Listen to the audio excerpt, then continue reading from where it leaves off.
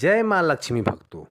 आज हम बात करेंगे कि मंदिर में रखा हुआ लोटे का जल इतना महत्वपूर्ण क्यों है और उसे सही तरीके से उपयोग में कैसे लाएं।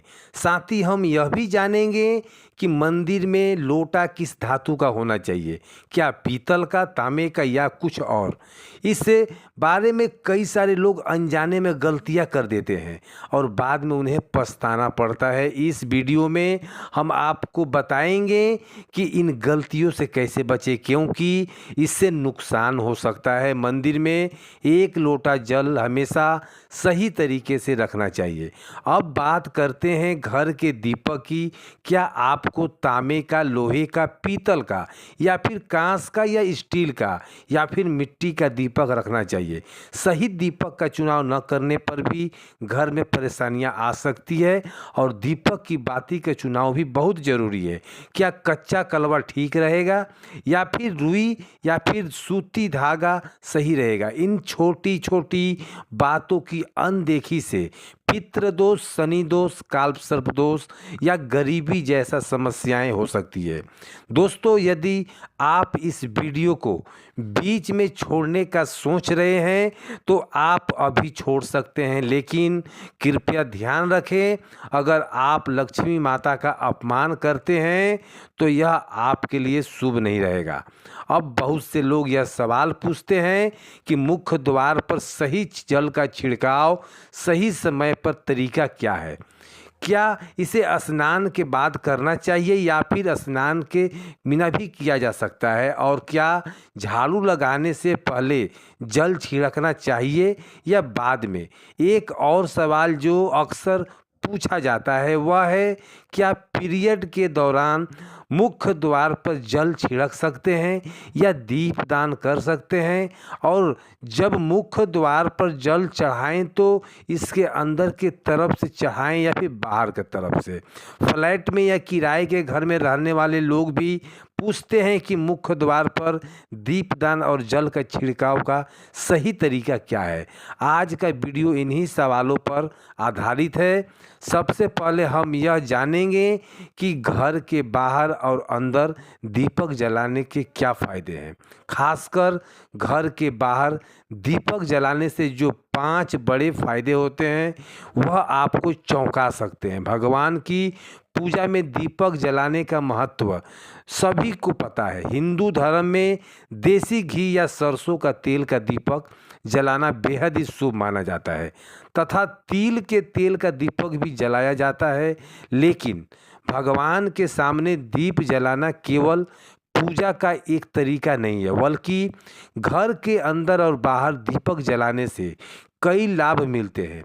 दीपक जलाने से न केवल सकारात्मक ऊर्जा उत्पन्न होती है बल्कि 5 बड़े फायदे भी मिलते हैं। तो आइए जानते हैं। नंबर 1, पृथ्वी से अंधकार दूर होता है। घर में दीपक जलाने से न केवल घर का अंधकार दूर होता है बल्कि यह नकारात्मक ऊर्जा को भी बाहर से बाहर फेंक देता है।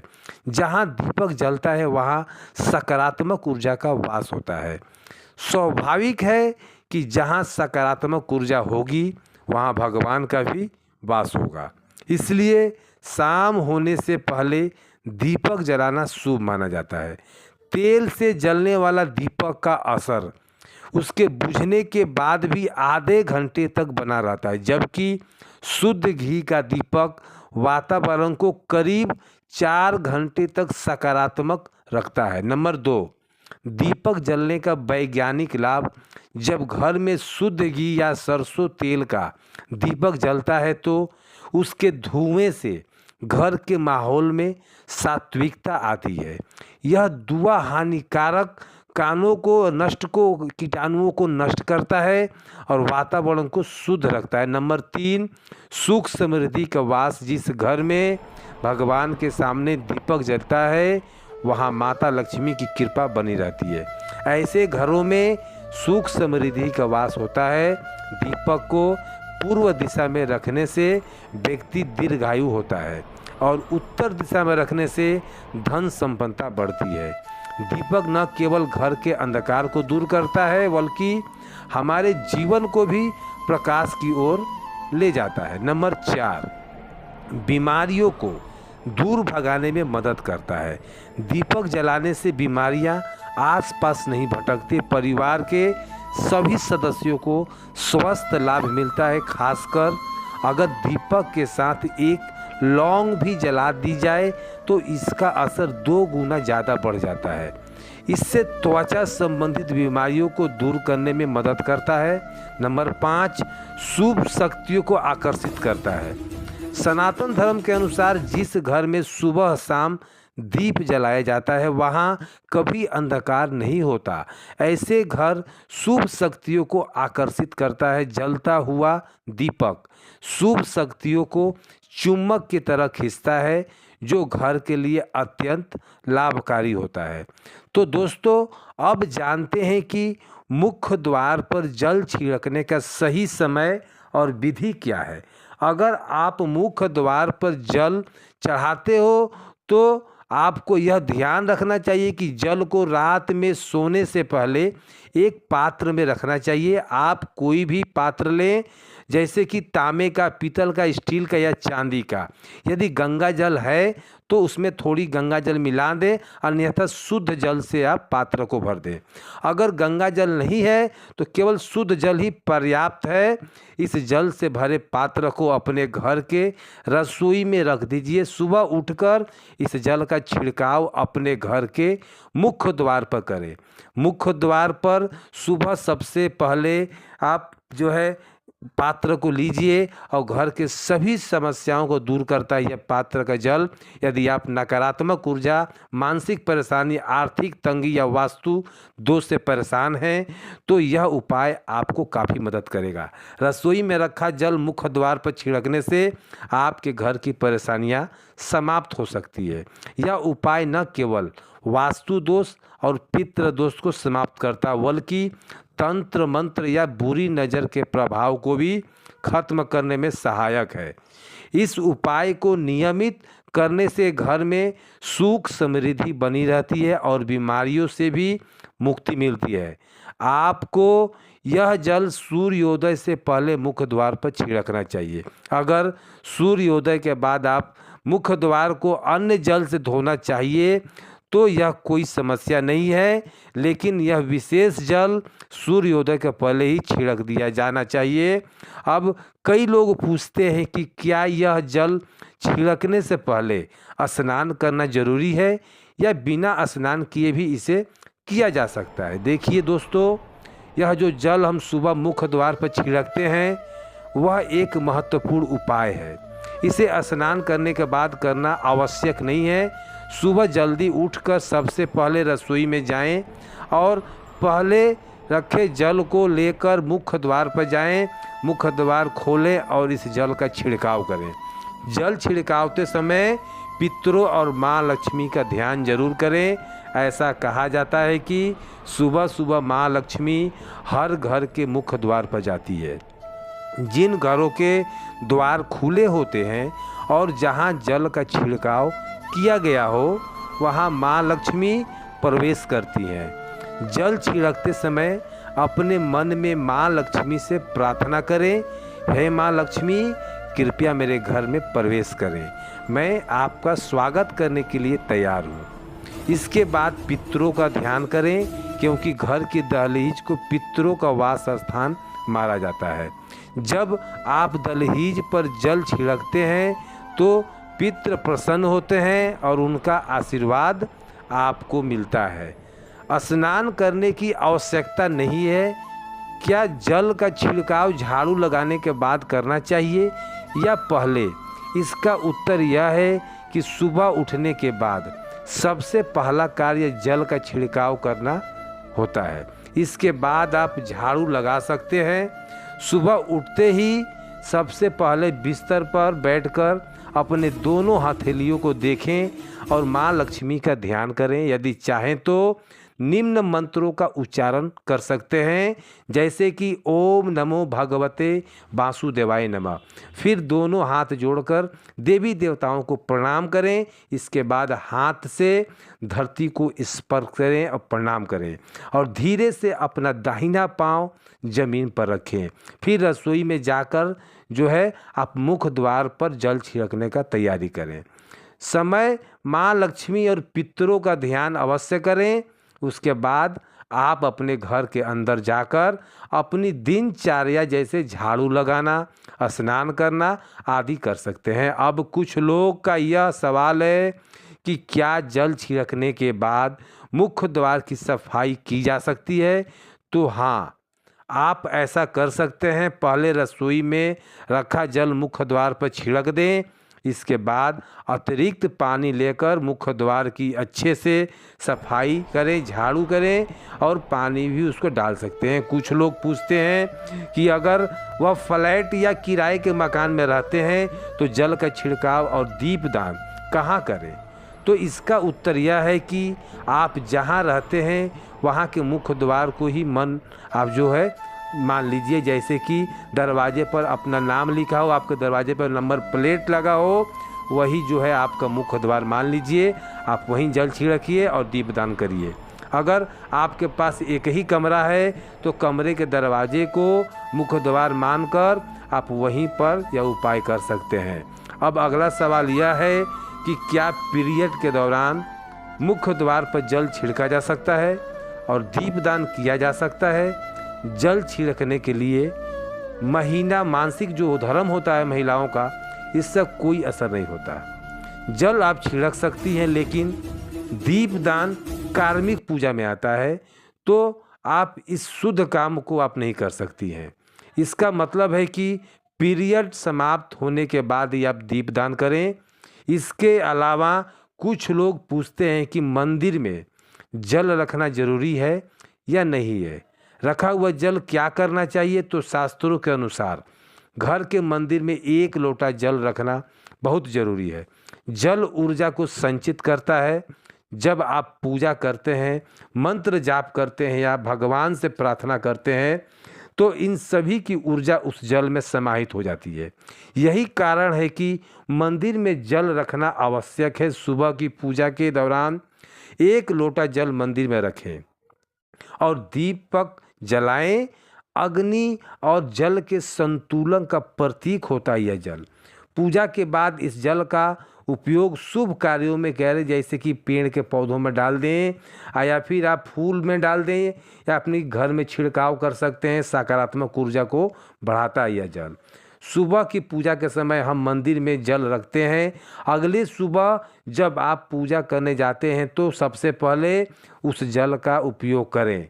आप पूरे घर में उस जल को छिड़काव कर सकते हैं। यह जल आपके घर को शुद्ध करता है, क्योंकि यह सकारात्मक ऊर्जा से भरा होता है। इससे कई बीमारियां भी दूर हो जाती है और घर में नकारात्मक ऊर्जा का प्रवेश नहीं होता। अगर आप नियमित रूप से इस जल का छिड़काव करते हैं तो आपके घर की समस्याएं धीरे धीरे खत्म हो जाती है। कभी कभी लोग यह शिकायत करते हैं कि दवाइयाँ असर नहीं कर रहा है। ऐसे में अगर दवाइयाँ के साथ थोड़ा सा इस पानी का भी रोगी को दिया जाए तो आपका दवाई बहुत ज़्यादा असर करेगा। इसी तरह अगर परिवार में कलह है, झगड़ा है, हमेशा झगड़ा होते रहता है, तो परिवार के सभी सदस्य को इस जल को थोड़ा थोड़ा पी सकते हैं। इससे धीरे धीरे सकारात्मक विचारों का प्रवाह शुरू होता है और घर में शांति और सामंजस्य आ जाता है। अगर आपका कोई व्यापार है या दुकान है तो इस जल का थोड़ा सा छिड़काव वहाँ भी करें। यह आपके व्यापार को सफल बनाएगा और किसी भी तरह का परेशानी से बचाएगा, क्योंकि यह जल बेहद सकारात्मक ऊर्जा से भरा होता है। अब बात करते हैं कि मंदिर में जल क्यों रखना चाहिए। जल को अमृत मान कर रखें और यह देवी देवताओं के लिए विशेष महत्व रखता है। मंदिर में 1 लोटा जल रखना उतना ही आवश्यक है जितना कि आप रोजाना भोजन करते हैं। जब हम भगवान की पूजा करते हैं तो तांबे या पीतल के पात्र में 1 लोटा जल जरूर रखना चाहिए। यह जल एक सागर की तरह होता है और हमारे जीवन के दुखों को समाप्त करने में मदद करता है। यदि कोई व्यक्ति भगवान को रोजाना भोजन नहीं दे कर सकता है तो वह मंदिर में 1 लोटा जल रख सकता है, जिससे उसकी पूजा पूरी होती है, ताकि भगवान को इसे ग्रहण करें और यह जल रूपी प्रसाद अगले दिन सुबह आप प्रसाद समझकर ग्रहण करें। लेकिन याद रखें, मंदिर में रखा जल कभी भी तुलसी में अर्पित नहीं करना चाहिए, क्योंकि यह जल सभी देवी देवताओं ग्रहण किए हुए हैं। और अगर आपके घर में लड्डू गोपाल या राधा कृष्ण है और आप 1 लोटा जल उसके लिए अर्पित करते हैं, तो आप अगले दिन यानी सुबह के समय वह जल तुलसी में चढ़ा सकते हैं। मंदिर में रखा जल अगले दिन यानी सुबह अपनी आँखों को धोने के लिए भी प्रयोग कर सकते हैं। इससे आँखों की रोशनी बढ़ती है और आँखों की बीमारियां दूर होती है। शास्त्रों के अनुसार जो लोग मंदिर में 1 लोटा जल भरकर नहीं रखते हैं, उसके घर में अकाल पड़ जाता है, घर की स्थिति खराब हो जाती है, परिवार में मुसीबतें आती रहती है और गरीबी का सामना करना पड़ता है। आप चाहें तो 1 लोटा जल में फूल भी डालकर रख सकते हैं, जो बहुत ही शुभ माना जाता है। मंदिर में रखा जल का एक और उपयोग है कि इस घर में रसोई में खाना जहाँ बनाते हैं या फिर उसे पानी पीने के लिए प्रयोग कर सकते हैं, खाने में डाल सकते हैं। लेकिन यह जल तभी इस्तेमाल करें जब आपके घर में सात्विक भोजन बनता हो। अगर लहसुन या प्याज का इस्तेमाल होता है तो इस जल का प्रयोग खाना बनाने में न करें। इस जल को परिवार के सभी सदस्यों को थोड़ी थोड़ी मात्रा में पी सकते हैं और बचा हुआ जल आप घर के पौधे में डाल सकते हैं। यह जल व्यर्थ नहीं होता, इससे बहुत सारे उपयोग होते हैं। अगर हम सही तरीके से इसका प्रयोग करें तो यह हमारे जीवन के परेशानियों को सुलझा सकता है। मित्रों, अब अवंतित जल बहुत ही शक्तिशाली होता है और हमारे घर के मंदिर में रखा जल देवताओं का आशीर्वाद होता है, क्योंकि वह हमेशा देवताओं के पास होता है। इस जल में सभी सकारात्मक शक्तियाँ समाहित होती हैं और अगर हम इसका सही प्रयोग करें तो यह हमारे जीवन में सकारात्मक परिवर्तन ला सकता है। मतलब आप जल को पीने, खाने बनाने, घर में छिड़काव करने में इस्तेमाल कर सकते हैं, तो इससे हमारी समस्याओं का समाधान होता है। और अगर कोई भी कार्य नियमित तौर पर किया जाए तो हमें इसका लाभ ज़रूर मिलेगा। कभी कभी करेंगे तो इसका उतना लाभ दिखाई नहीं देगा, लेकिन अगर आप नियम बना लें कि हर रोज़ इस जल से घर में छिड़काव करना है, घर के हर व्यक्ति को थोड़ा थोड़ा पीना है और बचा हुआ जल पौधे में डालना है, दुकान पर छिड़कना है, व्यापार स्थल पर छिड़काव करना है, बच्चों की किताबें और तिजोरी में छिड़काव करना है, तो आपको निश्चित ही चमत्कार देखने को मिलेगा।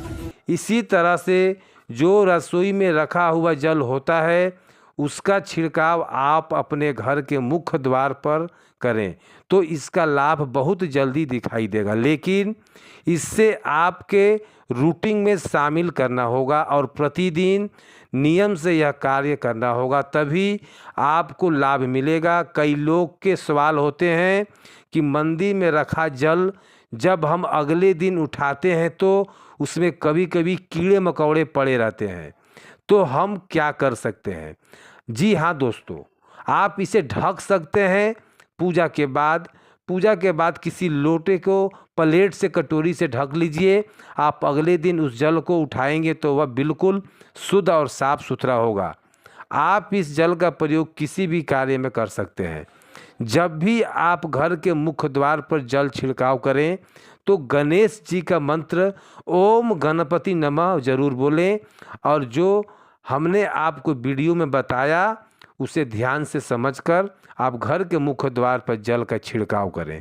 अब जानते हैं कि दीपक किस पदार्थ का होना चाहिए, लोहे का, तांबे का या पीतल का या कांसे का, स्टील का या फिर मिट्टी का। आखिर घर में कौन सा दीपक रखना शुभ माना जाता है? अगर गलती से भी घर में गलत पद्धति का दीपक रखा जाए तो पूरा घर अस्त व्यस्त और कंगाल होने के कगार पर आ जाता है और घर को बर्बाद होने से कोई नहीं रोक सकता। देखिए, स्टील के दीपक में पूजा करने से घर में शनि को नाराज किया जाता है। लोहे के दीपक से पूजा नहीं किया जाना चाहिए क्योंकि इससे घर में गरीबी आती है। बाजार में लुभाने के लिए कांच के दीपक भी आ गए हैं, लेकिन बिल्कुल भी गलती से भी यह कांच का दीपक घर में ना लाएं क्योंकि यह राहु और केतु को घर में आने का निमंत्रण देता है और घर बर्बाद हो जाता है। कांच का दीपक शनि और राहु को नाराज करता है। तांबे का, पीतल का और मिट्टी का दीपक धन की देवी लक्ष्मी को आकर्षित करता है।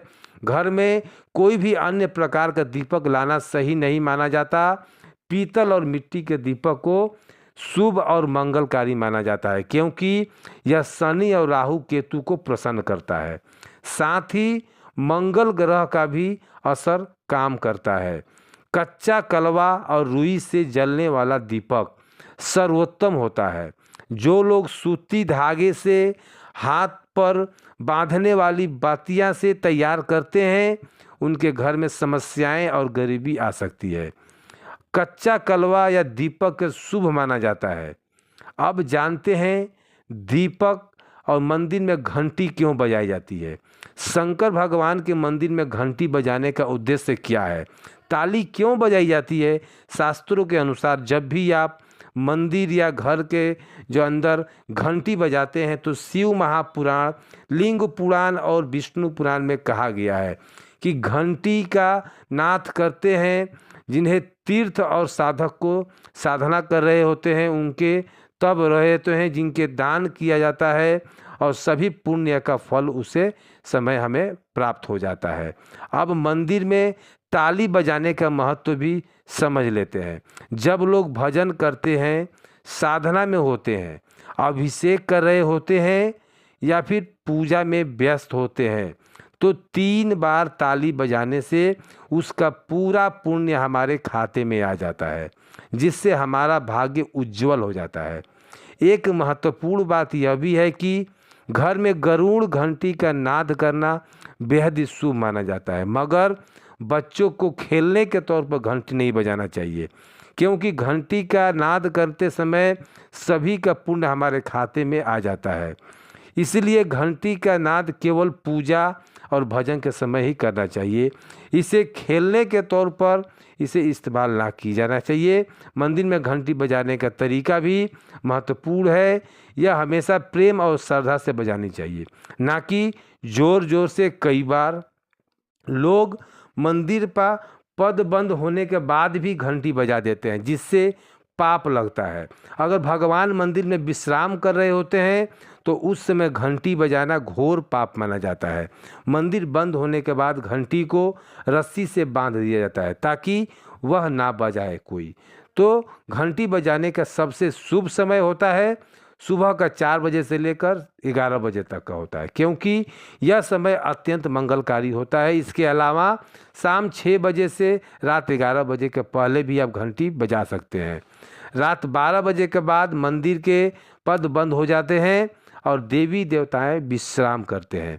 इस समय घंटी बजाना पुण्य के बजाय पाप का कारण बन सकता है। दोस्तों, आज की जानकारी आपको कैसी लगी कृपया कमेंट में बताएं। अगर आप माता लक्ष्मी का सम्मान करते हैं तो एक लाइक ज़रूर करें और हमारे चैनल को सब्सक्राइब करें। कमेंट में जय माँ लक्ष्मी ज़रूर लिखें। धन्यवाद।